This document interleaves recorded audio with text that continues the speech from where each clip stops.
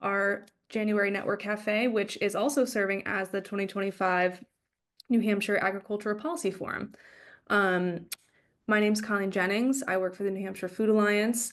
I am the communications coordinator, and I'm again going to kind of do a little bit of introducing about the Food Alliance before we kind of kick things off into the policy world today.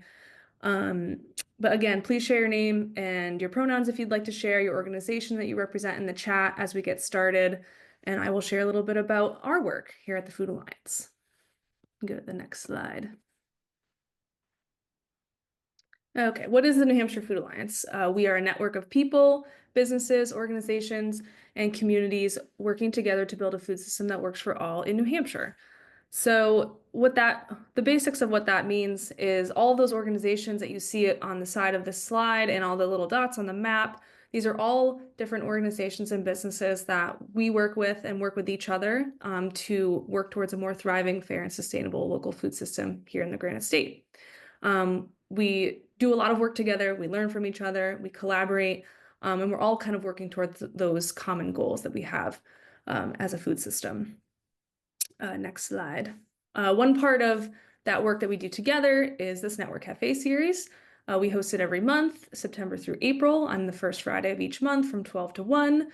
And it's generally a space that we have to learn together and discuss these critical topics that we're facing as a food system right now. So really things that are top of mind for people, like policy, as the legislative session is starting very soon, or if it has not started already.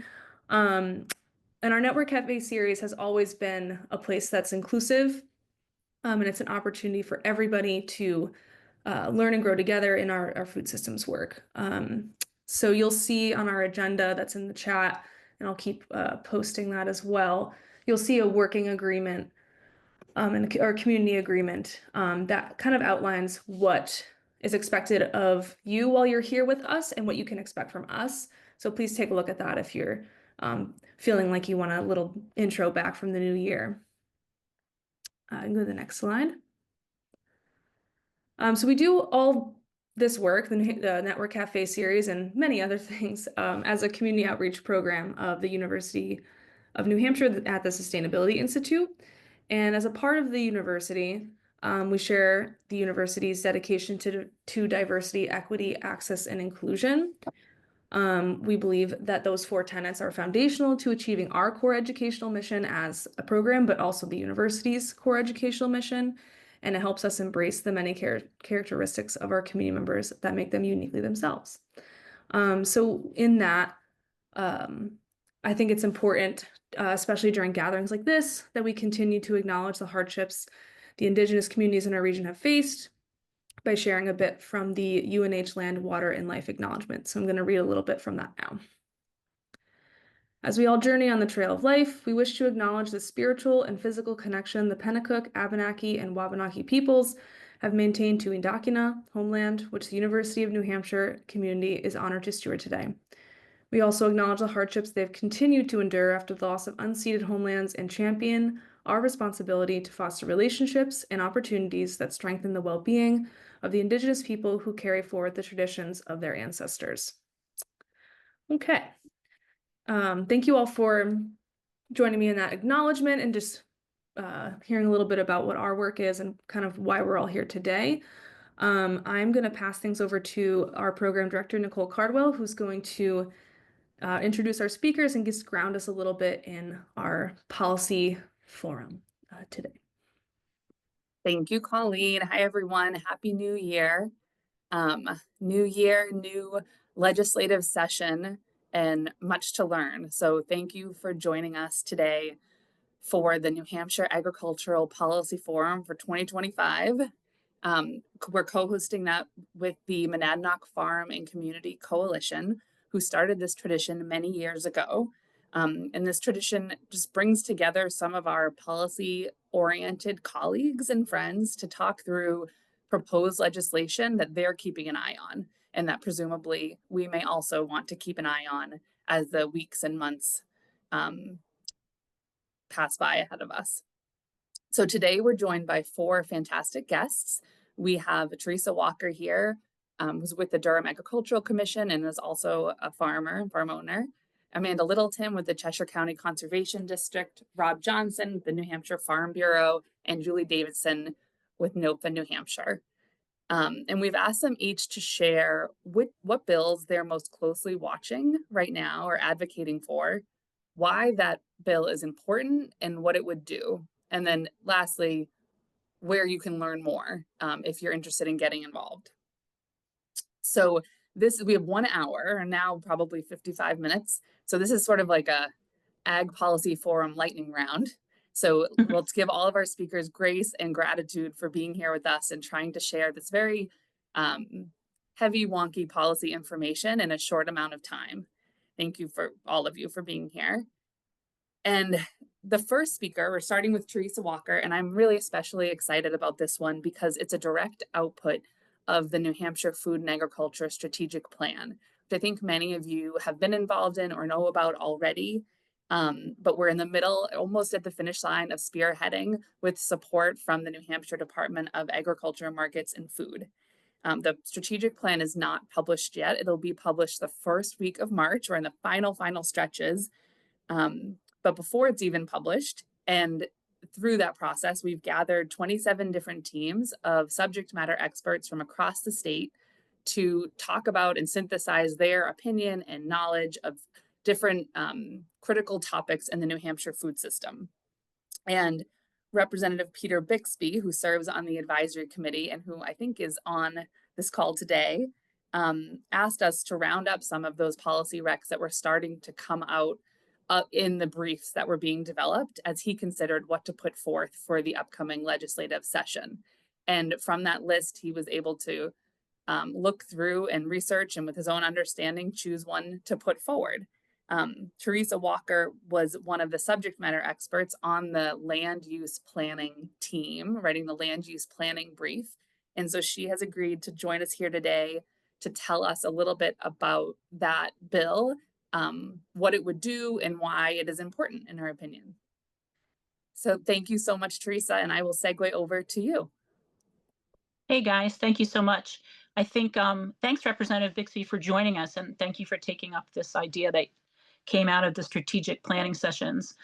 Those of you who are familiar with your municipal master plan know that they are often documents that have these broad vision statements attached to them. And one thing I've learned over 40 years of being a regional planner in the Seacoast is that master plans often describe agriculture and farming in the past tense. Like it's something that we used to do, it's part of our rural heritage. It's often, farming is assigned kind of the scenic attribute, really not a food production or an economic development activity. And so I think this bill that we're talking about here is important because agriculture is something that should be called out in municipal master plans. If you're familiar with RSA 674:2, which is the master plan statute in New Hampshire, you'll see that master plan statements are really what give legal standing to local ordinances. And so enabling farm-friendly land use regulations is going to have a foundation in master plan statements. And so in the slide that's there, you'll see we talk about a couple of resources. That local regulation of agriculture toolkit that many of us worked on almost 10 years ago has a farm-friendly checklist inside it. I encourage people to visit that farm-friendly checklist because it really highlights why municipal master plans are key to enabling farming and agricultural activity. So the master plan, this statute would call out agriculture specifically as a land use activity. It doesn't currently. And I think once you do that, then we have the foundation to go forward with land use regulations which are more farm friendly. The food production and farmland preservation that is talked about at local levels is not often addressed in land use regulation ordinances. And right now we're seeing across the state those conversations about agritourism and how it's defined and how it can be regulated. So starting back again with that master plan and going forward with these statements that communities can make about how they want to support agriculture are really important. The town of Durham master plan was updated, I want to say 2015, and the Agricultural Commission, we quickly realized that agricultural resources were not discussed anywhere in that master plan. It was an activity that was talked about in a scenic quality, kind of rural heritage kind of way. And as many of you know, if you're familiar with our working landscape in Durham, there are a lot of farms here, not only small private ones like mine, but the state university system. So we felt it was really important to have a standalone chapter in the master plan that talked about agricultural resources, just like the master plan talked about water resources and air quality and energy and things like that. We like to say that, you know, if you eat, you're in, and we're all still eating. And so that master plan should be addressing that. Thank you so much, Teresa. And just so you all know, I didn't say this, but you'll all get these slides. They're very content heavy slides. So you will be able to look at these afterwards along with the recording. We're going to save most questions for the end unless there are just quick clarifying ones, but I don't see any yet. So thank you so much, Teresa. And I think we're ready to move forward to Amanda.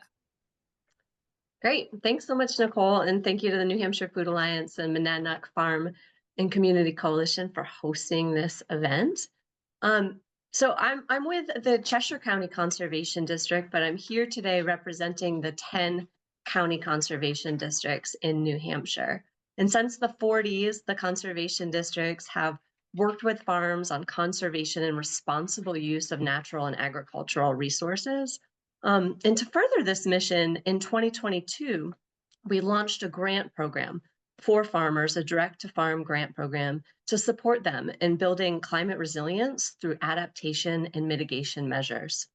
Now, this program was put together in response to the extreme weather events, the frequent and prolonged droughts, the increased pest pressures, and livestock heat stress that many farms have been telling us have been a real challenge for them and are all caused by our changing climate. So what this grant does is provides farms up to $10,000 to implement solutions to these challenges that they've identified as the most pressing. And the program really helps fill the gaps where federal and state programs have fallen short in meeting the needs of New Hampshire farmers. It puts farms in the driver's seat, allows them to innovate and create solutions based on the scale and unique characteristics of their farms. And grants are provided to farms in 4 categories: to help improve soil health, to help with water management, help with energy conservation and investments in renewable energy, as well as IPM and heat stress for livestock. Since it launched in 2022, the districts have made 95 grant awards for a total of $714,000 invested in New Hampshire farms. These have been in all 10 counties and represent about 58 towns, or 25% of New Hampshire municipalities in the state. And I think it's worth noting that 53% of the funds have gone to historically underserved, as the USDA puts it, which includes small and beginner farmers, as well as many other categories. So that's where we are. And the challenge that we have right now, and where this bill comes in, is that we have to sustain this program. It has been successful and in demand by farms in New Hampshire. But we want to make sure that we have enough funding and we can continue to do this year over year as farms' needs change. To date, this program has been 100% privately funded by foundations and donors. And it has also been leveraging a great deal of investment in dollars by New Hampshire farmers. So what we are doing is seeking support through the state of New Hampshire to leverage these private dollars and sustain this program, and bringing New Hampshire really in line with what other Northeast states are doing to make these supports, to give our farmers a level playing field. Representative Judy Aaron has sponsored House Bill 3080 to start this investment from the state of New Hampshire. It requests $50,000 a year from the state for the districts to implement this program. If successful, it would bring the state in as that third partner alongside private donors and farmers to help sustain this into the future. And these investments can make a big difference to help our farm businesses continue to thrive. So we seek your support for this legislation. If you're interested in learning more about it, we encourage you to reach out to your county conservation districts. They can give you an update on the bill's projects and any calls to action that are going to be happening. And I just think it's worth saying that if you are a farmer or know farms that you are working with, that we encourage you to reach out to the districts now as well, because they can help your farm on a submission of an application in the 2025 grant round, which are due February 1st. And there's currently $330,000 available on the table for this year. And the funds that we seek through this legislation would be starting for 2026. All right, thank you. Thank you so much, Amanda. And there is a couple quick questions in the chat that I think you answered. But Amanda, there's a question: how do farmers apply for this program? And then someone responded with a link. Applications are due February 1st. I don't know if you want to add to that at all. Sure. Yeah, that's absolutely true. They're due February 1st. They are applied to depending on the county that you're in. So you would apply directly to your county conservation district. And we do have the link here on the slide to where you can find all the contact information for those districts. And district staff can work with you on an application. You can share drafts with them. They can help you make it as competitive as possible going before February 1st. Great. Thank you so much. What an incredible program. Okay, Rob, you're up. Rob has a lot to share with us, and he's going to start with some of his priorities for the New Hampshire Farm Bureau. And you'll see that there are many more listed on here. So he'll make his way through. And we've asked him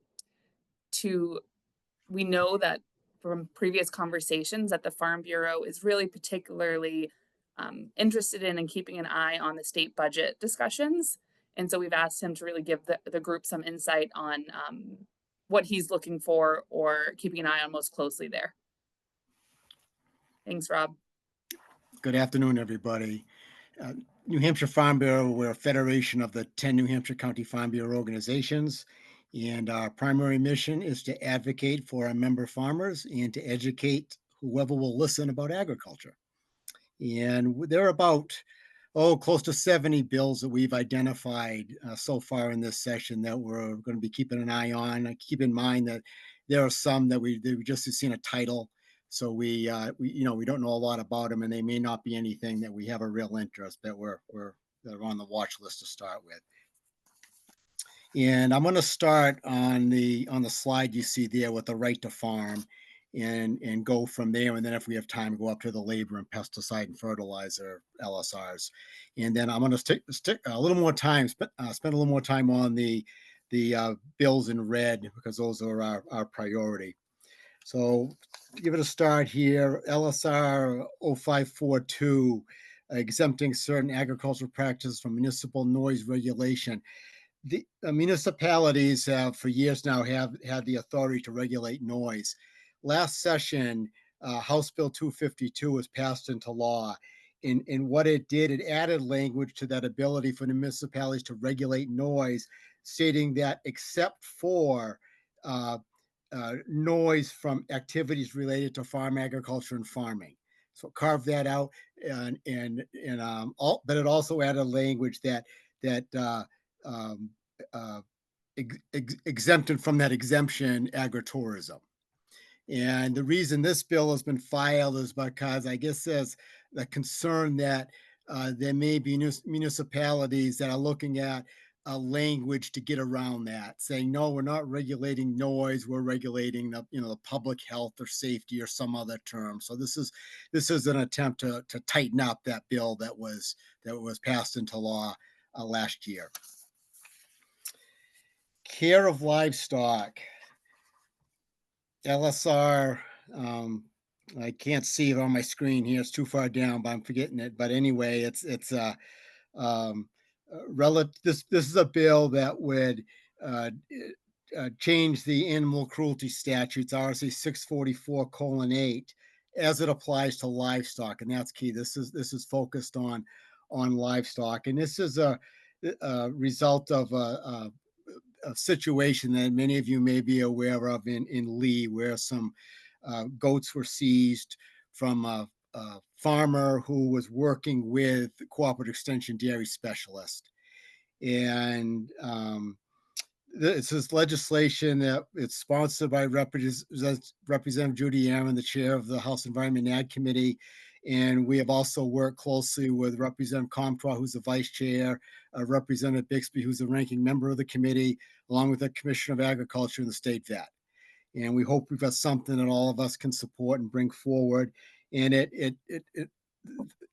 guess the big picture of what it does, it provides some enhanced due process for animal owners, livestock owners in particular. Uh, some of the main things that it does, it makes clear in the statute that in order for livestock to be seized, that it has to be as often as possible the state veterinarian or his or her designee who sets the probable cause criteria for for prior to animals being taken. And it also currently the statute is it's unclear relative to this distinction in the statute between animals that are taking under a normal seizure situation and those that are taken under a temporary protective custody situation.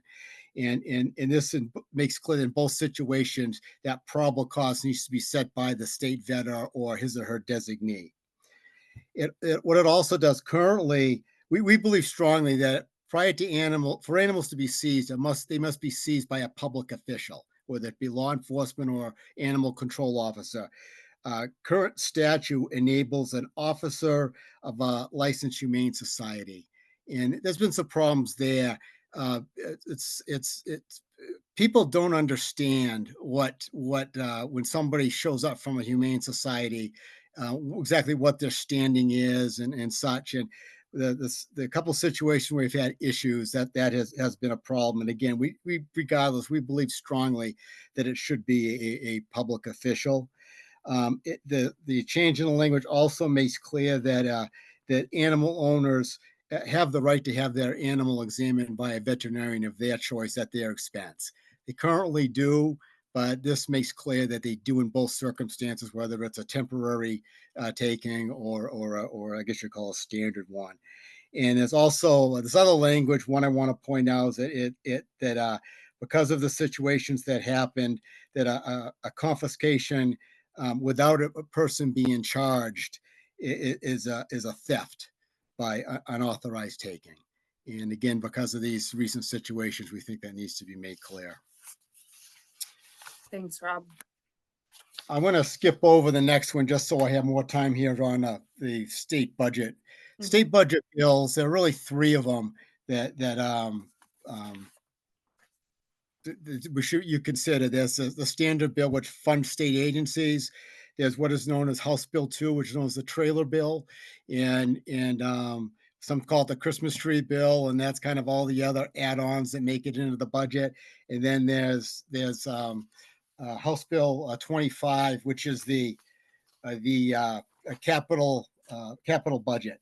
And the capital budget, it's interest to agricultures and things like, the university in particular. That's where the diagnostic lab that was built a few years ago went through the capital budget. The Spalding Hall, the life sciences building at the university did as well. So that can be important. But the big one this year is that back in a few years ago, 2022, I think, the legislature passed a statute that phased out the interest and dividends tax, which had been at 5% since the 1920s. And they then year and a half ago, so they accelerated it. So in the end as of January 1 of this year, there is no longer that interest and dividends tax revenue. And that the kind of hit we're talking about is in fiscal year 2024, that tax raised just under $185 million. So when we're looking at, and Farm Bill's looking at the budget, we're looking at it for the Department of Agriculture, Fish and Game, and the university in particular. And so just a small agency like the New Hampshire Department of Agriculture, which from the general fund, they get, this federal money's coming in, but from the general fund, they're receiving just under $5 million. And in order to account for the loss in this interest and dividends tax, they've have in this budget have to absorb a nearly $1 million hit that they need to cut. And on top of that, as you all know, there was state employees received well-deserved pay raise of it was a 10% in the first year of the budget and 2% in the second year. So um, that's something we're going to be watching. I mean, the department wanted to focus on no employee layoffs, so they had to make some considerations. For example, the Ag Land Preservation Fund, which was getting in the ballpark, I think it's $250,000. That's no longer there. There was some money for grants for fairs, the Cost of Care Fund, which reimburses municipalities for seized animals. All those took a hit, and those line items are now in the $15,000 to $20,000 range in each year of the biennium. So that's something we're going to be watching. The other one that's important to us is fishing game. I mean, most of the fishing game revenue is comes out of federal funds or licenses and fees, that type of thing. But they still do receive, I believe it's in the one. It depends on the year, 1 to maybe 3 million. I'm kind of guessing there, but it's a relatively small amount compared to other agencies that they get out of the general fund. And you'll see some LSRs that relative to the general fund covering fishing game retirement and technology services, and also search and rescue. So that's something we're going to be watching. And again, as I mentioned earlier, the university budget, and of course our interest is in particular what funds available for the for cooperative extension, college of life sciences, agriculture, and the ag experiment station. So I know I'm about running out of time, Nicole, so I'll No, leave it at that. you can have a little extra. You can, Teresa and Amanda were so quick, and you're covering a lot of really important stuff here.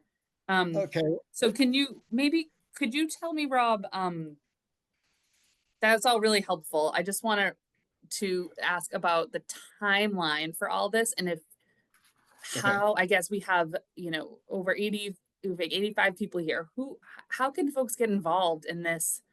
Yeah, the state budget you're talking about. Yeah. Yeah. Yeah.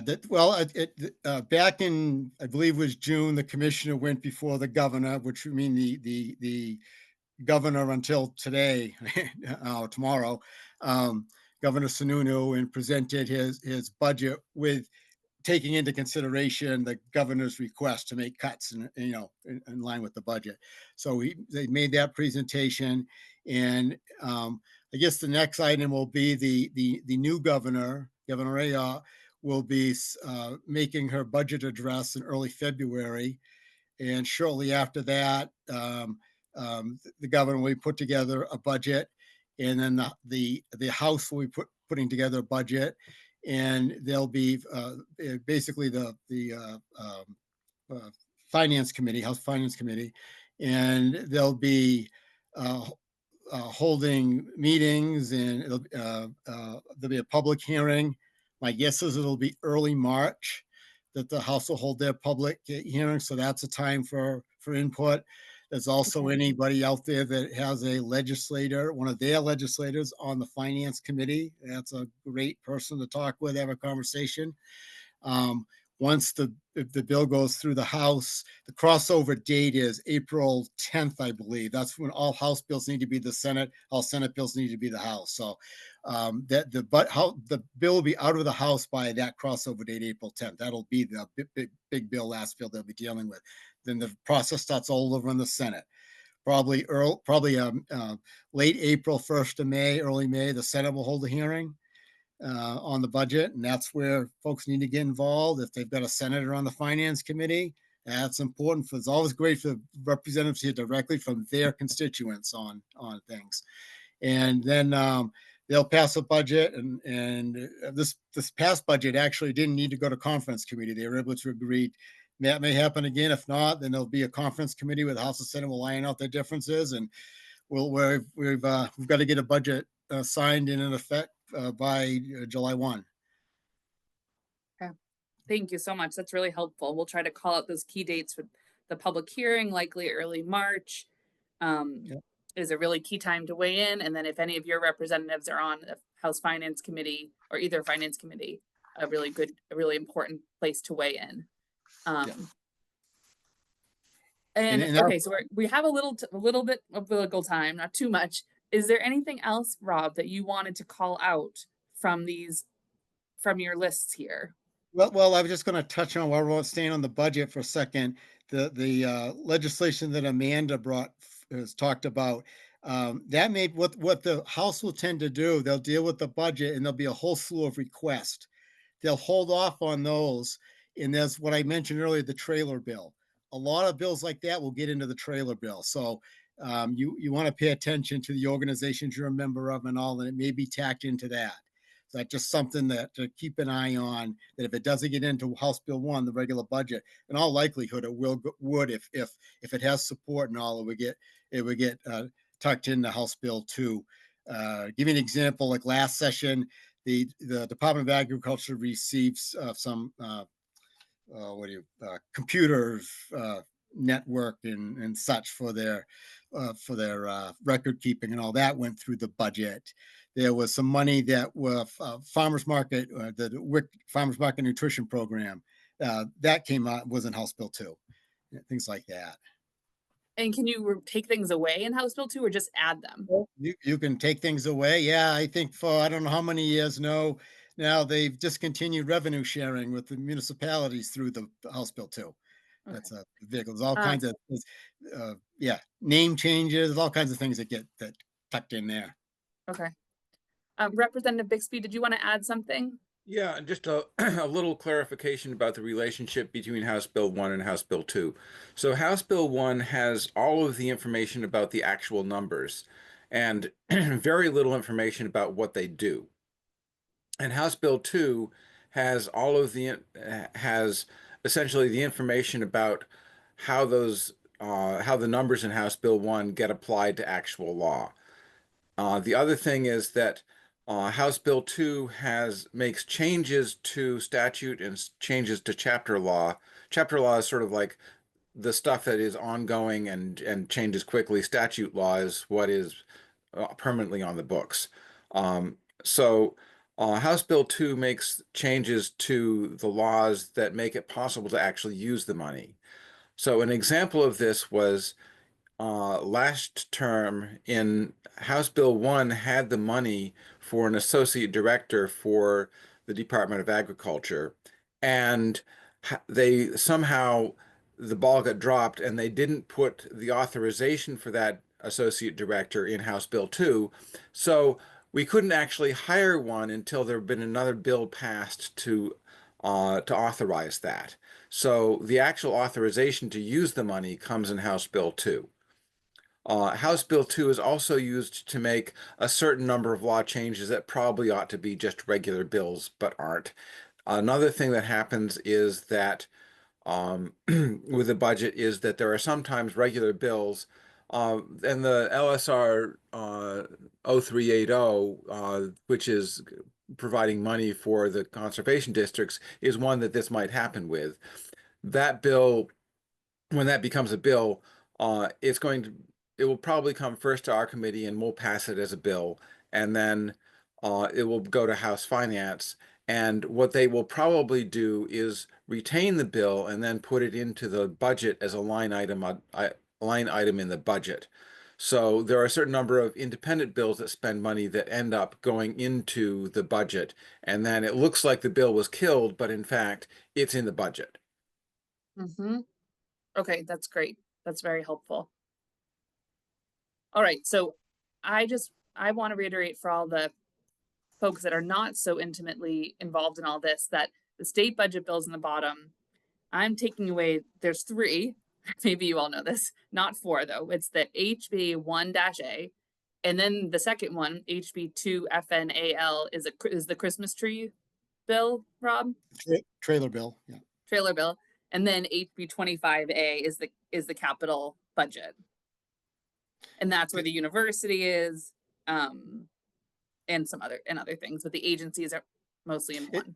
It's not where the university is. It's just like capital improvements at the university would be the capital budget. Yeah. Thank you. And those numbers I have there, those are the normal numbers. They aren't out yet, but over the recent years, that's what each one of them has been numbered at. Okay. Thank you so much, Rob. That was really, and Representative Bixby as well. That was really helpful and informative. And I think let's continue on to Julie, and then we'll have time at the end for questions or elaborations. Thank you. Julie. Great. Thank you. Thanks to our hosts. And I also want to thank our colleagues today here, Teresa, Amanda, and Rob, for their really important work. It's great to hear what bills you're supporting, and that was super informative, Rob. For those of you who don't know, the Northeast Organic Farming Association, otherwise known as NOFA, is a membership-based association dedicated to promoting organic, regenerative, and ecologically sound farming, gardening, eating, and land care practices for healthy communities. So I want to begin by acquainting everyone with some background on NOFA's advocacy and policy work. NOFA strives to support a resilient and equitable food system by strengthening supports for local agriculture, promoting sustainable farming practices, protects our food, land, and water from toxins while implementing responsible climate solutions. So today I'll be highlighting a few of the bills that help advance these policy goals. We're not providing a comprehensive list of bills we are monitoring due to time limits, so please reach out to NOFA New Hampshire to learn more and get involved in our work. The first bills that we want to highlight include House Bill 0568 that would establish a committee to review procurement policies from farms using sustainable and organic practices. Thanks to Representative Bixby for being the prime sponsor of the bill. We wanted to support a bill like this because we hear first and foremost from farmers that they need more local consumption of food to support their farm viability. And it builds off the growing value-based and good food procurement legislation that is being adopted in numerous states across the country, like the Colorado Department of Ag. They have established tax credits for retailers sourcing from regenerative farms. Boston has also established good food purchasing policy, and then there is the Federal Food as Medicine Procurement Bill. We also support House Bill 0380, which would, as Amanda pointed to, establish funding for the New Hampshire Association of Climate, or a New Hampshire Association of Conservation Districts Climate Resilience Fund. Amanda has already reviewed this, but I want to bring it up again just to underscore the important work that's being done with this fund. And it's essential to helping farms adapt to the ongoing and accelerating impacts of climate change. Related, we are also monitoring the bill on natural disaster funding for possible implications on agricultural businesses. Some of the other bills that we are looking at are we want to prioritize clean air, water, and healthy environment and prevent further pollution like PFAS contaminations on our lands. We have seen devastating effects of farmland and food products and PFAS contamination. PFAS is known to cause cancer along with other toxic chemicals. We also support efforts to ensure human and planetary health are prioritized over corporations' profits. So House Bill 0027 would allow victims to seek damages from PFAS contamination by removing the statute of limitations that currently is present, preventing victims from seeking relief. We have been monitoring the implications of the carbon credit projects taking root in New Hampshire as well. Carbon markets dubbed by critics as false solutions to climate change because they delay real action in mitigating emissions and have resulted in land grabbing and displacement of local communities across the globe. The recent acquisition of Connecticut Lake's headwaters forest by Aurora Sustainable Land demonstrates this threat. Their carbon credit development prioritizes corporate profits over northern New Hampshire community needs. This pattern could spread to our state's agricultural lands as well. So House Bill 0619 would prevent the use of carbon credit programs on public lands. So we are monitoring that. And we are also monitoring House Bill 0100 that would allow communities to tax standing timber and land use for carbon sequestration. This is a complex issue, and there are various implications of this bill for both agriculture and communities, especially in towns in the North Country that are projected to have steep revenue losses due to the carbon credit project of Aurora Sustainable Lands. So instead of carbon markets, we'd like to point to state legislation previously mentioned, or I haven't mentioned actually yet, is 0028. A bill like this could lead to direct regulation of corporate emissions and could establish revenue either from fines or taxes from entities that pollute. This revenue could be allocated to funds like the New Hampshire Association of Conservation Districts Climate Resilience Fund. This would return revenue earned through extraction and degradation of our natural resources directly to the farmers and land stewards who are on the front lines of repairing this damage. This more direct approach benefits farmers rather than brokers of carbon market programs, which burden them with complex compliance and financial risks while providing minimal returns, or even some cases, farmers are losing money on these deals. Julie, Yeah. can I pause you just for one moment before we go into the food and medicinal businesses section and just see Representative Bixby, did you want to add something to what Julie was saying? I just wanted to make a quick note. The numbers that are listed are LSR numbers, and when they get published as bills, they'll have different numbers. So anything that's on this list isn't going to be HB whatever it is on the list. It'll be the number will be something different because of the way that the Office of Legislative Services does their bill making. So don't depend on these numbers to find the content. Do a search once the bills are just beginning to be published.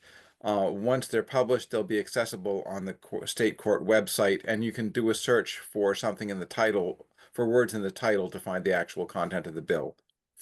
Or you can search on the sponsor. Thank you. That's very helpful to know. Yeah, and in the next slide, we do have a link to Legiscan where you can follow along with these bills. I had a hard time finding, are they LSR stills or House bills? So thanks for clarifying that. So, and the other point I want to make is we advocate for food sovereignty by supporting home-based cottage food industries to increase equitable access to commercial food production. This is important because requirements for commercial kitchens can create access barriers through high cost and capital needs. So we have listed some of the homestead bills. In fact, Rob's list had a more extensive listing of relative homestead bills. So I would check out his slides as well. But expanding cottage industry and cannabis cultivation laws would allow people to produce food commercially from home and grow medicine affordably, and reducing dependence on expensive pharmaceuticals. A few points I want to make that are not included in our list of bills, because sometimes what's just as important as what we're not seeing is we want to draw attention to housing and DEI initiatives. What's missing is proposed legislation that supports anti-corporate farming and housing laws to prevent corporations from buying up farmland and housing. That is happening at a rapidly accelerating rate. And we're also opposed to the state dismantling the DEI initiatives in various departments. We need to invest in expanding, not eliminating this essential work. If we could go to the next slide, please.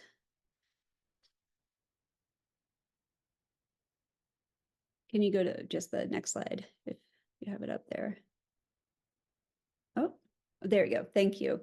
So the bill that we wanted to highlight, it's actually a resolution introduced by Representative Nicholas Germana, who is actually on the call here today. And what this bill would do would create a resolution, not a law or constitutional amendment. It would formally recognize that New Hampshire residents have fundamental rights to clean air, water, and a healthy environment. It establishes an official position linking environmental rights to fundamental rights like life, liberty, and the pursuit of happiness. And it sends a clear, why is it important? It sends a clear message about our New Hampshire values regarding environmental protection. It establishes environmental rights as fundamental rights. And it could influence future court decisions, perhaps legal interpretations, and provide a foundation for future environmental legislation and regulations in the states.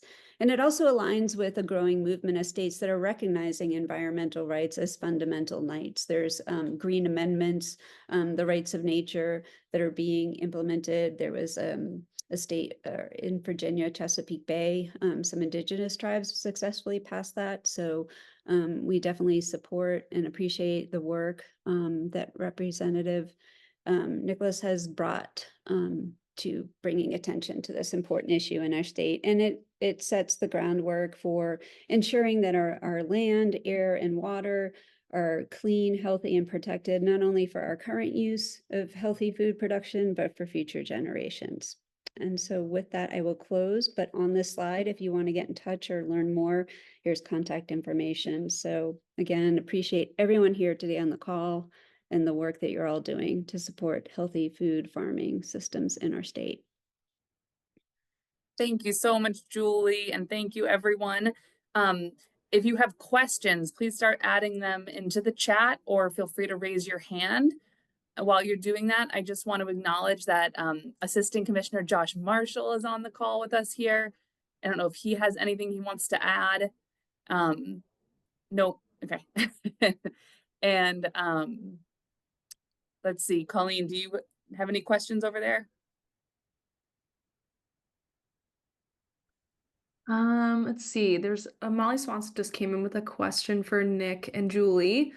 Is this resolution similar to the court case that was won in Montana by young people about their rights in the state constitution? Okay. Yeah, okay. I don't know if Nick wants to address that. I'm vaguely familiar with that, but I think there are definitely some connections to that. And I know last legislative session, there was, I believe, an amendment that Nick introduced, but yeah, I thank you. Yeah, I'd be happy to address that. Last session, Tim Horrigan brought forward a constitutional amendment that was, I think, verbatim, maybe what was from that Montana Constitution. And I gave the speech for that on the floor. It didn't pass. It needs a supermajority, a constitutional amendment anyway. And there were quite a few of my colleagues on the other side afterwards who said to me, well, you know, I think it's a great idea, but I'm worried about what the implications would be in terms of lawsuits, et cetera. So one of the reasons I'm bringing forward as a resolution this time is to kind of call them out in a way and to say, okay, well, you know, a resolution is a statement of values. And so, you know, last time you said you were in favor of it. So what I went with was actually a simpler, a very straightforward, simple statement that focuses on the notion that the right to clean air, clean water, and a healthy environment is fundamental actually to all of our other rights. So it's the language in resolution that I put forward is not taken from the Montana Constitution. It's just a fairly simple fundamental statement. Thank you, Nick. Okay, we have Representative Bixby would you like to add something? Yeah, just a little bit of a caveat on that. A resolution does not create enough of a basis to have a lawsuit like they did in Montana. So this is more it's more a statement of values. It does not have a lot of legal teeth, but it is a good first step to say, okay, this is what we believe. Great. Mary, are you adding something related to that? No. Okay. Different question. When you're Okay, ready. you have a question. Go ahead. Go ahead, Mary. Okay, I'm wondering if I could hear more about the right to farm, the LSR 0542 exempting certain agricultural practices from municipal noise regulation. Could you explain that more? Do they mean, are they specifically saying like machinery noise, or is this for agritourism that has entertainment?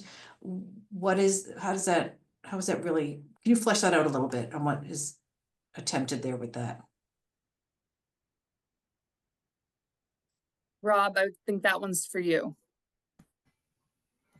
Yeah, I can read the statute, RSA 31:39, which is municipal power to make bylaws. There's a number of um, things that municipalities can regulate. And under N, they can regulate noise. And I'll read you the language. It says regulating noise, except that no, in quotes, quiet hours ordinance or bylaw that attempt to regulate noise from activities related to farms, agriculture, and farming as defined in RSA 21:34-A shall be enforceable within a town. And 2134A defines farm agriculture and farming in statute. Then the section goes on to read, this exemption shall not apply to agritourism as it is defined in RSA 21:34-A. So they're saying that that agriculture is an exemption to the rule, but agritourism is an exemption to the exemption. Correct. Correct. The intent, I mean, this hasn't been, to my knowledge, hasn't been tried anywhere in a court of law, but I think the intent is to prohibit the regulation of standard agricultural practices, though those may be defined differently by different people, but the use of the tractor in the field to make hay or to spread manure, things like that. As I've mentioned to some of our members, I mean, it's until somebody wants to start to push it and maybe a little unreasonable with using their equipment at ungodly hours, we'll see how it goes. I mean, I thought I got to tell you, it was Barbara Comtois that introduced this bill. Representative Barbara Comtois introduced this bill last year. And initially, when she first came to me and talked about it, I told her it didn't have a shot in heck. This wasn't gonna. And in the end, it did change from her initial introduction. She did carve out the agritourism piece. And I don't know if you can see Representative Comtois is on the call and raising her hand right now. So I assume that's why. Yep. But do you want to jump in, Representative? Yes, and the reason I brought this bill forward is because some municipalities are already trying to use a disturbance of the peace instead of a quiet hours ordinance to go around the bill that was passed last year, and thus the reason for this bill. So they're already trying to do workarounds. And where agriculture is so essential to our state, we need to do everything we can to protect farmers. So I just wanted to let you know the reason this has come forward. There is actually things happening in communities to do a workaround. Thank you so much. You're welcome. For being here and for adding that and advocating. My pleasure. Thank you. Yeah. We only have a few minutes left, and I just wanted to add that and invite Tiffany Brewster to pipe in for a few moments here. Tiffany, as many of you know, is with New Hampshire Hunger Solutions and is a regular on the New Hampshire Agricultural Policy Forum. This year, the New Hampshire Hunger Solutions didn't have any legislation that was directly related to local agriculture and local food. And so with them, we decided to focus our limited time on bills that were really focused on local food and agriculture, but wanted to invite her in to just say a few words about their advocacy this year and how you can learn more. Tiffany, are you there? Yes. Hi. Hello. Good afternoon, everybody. I'm Tiffany Brewster from New Hampshire Hunger Solutions. We have a list of bills that we're pursuing this legislative session that have to do or kind of running under the banner of Feed New Hampshire Kids. And so most of them make it easier for students to participate in the school meal programs. Very specifically, we'll be going after direct certification for Medicaid. So students that are enrolled in Medicaid that qualify for free or reduced meals will be directly certified, much the same way that they are already for SNAP. And the kind of hitch on that one could possibly be how the New Hampshire school funding formula relates to that, and how poverty levels are calculated for schools, and what that means for funding formula. So it could be a huge bill, but it not even related to a huge funding bill, not even necessarily related to the fact that we'll be feeding more children, but much more to the funding formula. Also some language that would require all schools to offer breakfast and lunch. Participating in the national school lunch and breakfast programs. Not all schools do offer those. Ensuring that children up to 200% of the federal poverty level can eat free lunch at school is another bill that we've pursued in previous years, and we're going after again this year. Requiring all schools to offer an online school meal application. So some schools are still only offering a paper version. And so this provides some funding to create a statewide online application that all schools can adopt and use. And then some bills that are related to school meal shaming and school debt, and giving some more information around the language about what alternative meals could potentially be offered, and actually not allowing that either. So lots of really interesting things. And the way we did tie it a little bit to agriculture and local access, in the sense that more students in school that are participating and eating the school lunch programs, the more money and income stream that makes available for schools to purchase local food, especially through programs like the Farm to School program, which is of course coming up with a pilot this year. So related, and also really important to be able to feed our New Hampshire kids. And I'll drop my email in the chat if you would like to connect. We also convene a monthly group called the New Hampshire Food Access Coalition that meets on the fourth Wednesday of the month at 10 for an hour and a half, that we specifically give updates on these legislation and more, as well as some other agriculture legislation, and work together toward that end. Thank you so much, Tiffany. Really hard to imagine something more important than making sure our children have food to eat. So, Mary, did you have a question or a comment? I just, going back to that agritourism thing, I wondered if it's inherently a conflict already. Hang on, let me just see so the law says municipalities cannot adopt ordinances that conflict with the definition of agritourism. So I'm wondering if that is going to, the bill, or the right to farm thing that we talked about before, is already in conflict, because they're not allowed by law, by the previous law, to interfere with agritourism. Municipalities aren't allowed by the law to adopt ordinances that conflict with the definition of agritourism. And agritourism includes, and harvest festivals and things that might make noise after hours. I don't know. I'm just confused by what's going on there. Representative Bixby, did you want to respond to Mary?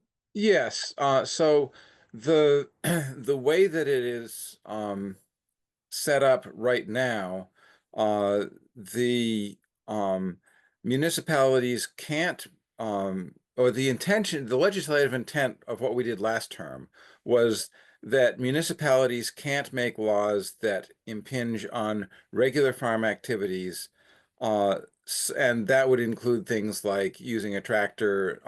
One of the key things is spraying, because spraying rigs can be noisy. You have to use those very early in the morning in order to not interfere with things like pollinators. So, so if you get complaints about using a tractor to do spraying early in the morning, then that would basically put a major roadblock in terms of agricultural operations. We exempted, or we made an exemption to the exemption for agritourism, because we felt that there are some aspects of agritourism that municipalities should be able to regulate. So you don't want to have like events that go on until 3 in the morning, because and without that exemption to the exemption, everything under the agriculture statute would have been allowed. So we said there's a carve out so that municipalities can put regulations on agritourism. And that was essentially a compromise that we made in order to get the bill to go through.